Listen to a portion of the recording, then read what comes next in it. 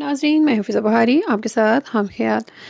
नाज़रीन, अक्सर लोग नमाज़ कायम तो करते हैं लेकिन इनका दिल और दिमाग नमाज की तरफ मुतवज्जो नहीं होता। जबकि अहदीस मुबारका से हमें नमाज कायम करने के दो तरीके ज़ाहिरी और क़ल्बी मिलते हैं।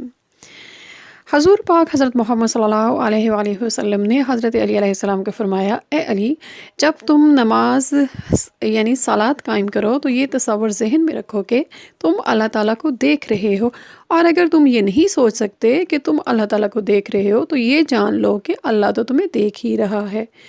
इसकी तशरीह हम यूँ कर सकते हैं, यानी कि अगर इंसान अपने ज़हन को ये नहीं समझा सकता कि वो अल्लाह ताला को देख रहा है, तो ये उसे ये जान लेना चाहिए कि अल्लाह ताला तो इंसान को देखता ही है। यानी जब हम नमाज़ कायम करने के लिए खड़े होते हैं तो हमें अपने ज़हन को ये बताना है कि तुम अल्लाह ताला को देख रहे हो, और अगर तुम अल्लाह ताला को नहीं देख रहे तो अल्लाह ताला तो तुम्हें देख ही रहा है। ये ज़ाहिर नमाज कायम करना है। इसे ज़ाहिरी, लिसानी या जिस्मानी तरीक़ा सलात कहते हैं। अब आते हैं दूसरे तरीक़ा की तरफ। इस तरीक़ा में आपने अपने क़ल्ब को भी नमाज कायम करवानी है।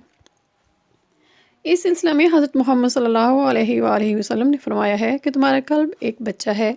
जिस तरह तुम अपने बच्चे को बातें सिखाते हो और वो बोलने लगता है, अगर तुम अपने क़ल्ब को अल्लाह के ज़िक्र सीखने में लगा दो तो बहुत जल्द वो अल्लाह का ज़िक्र करने लगेगा। इस तरह तुम्हारी नमाज भी, यानी तुम कायम बिस्सलात हो जाओगे। वमा अलैना इल्लल बलागुल मुबीन। अस्सलामु अलैकुम व रहमतुल्लाहि व बरकातहू।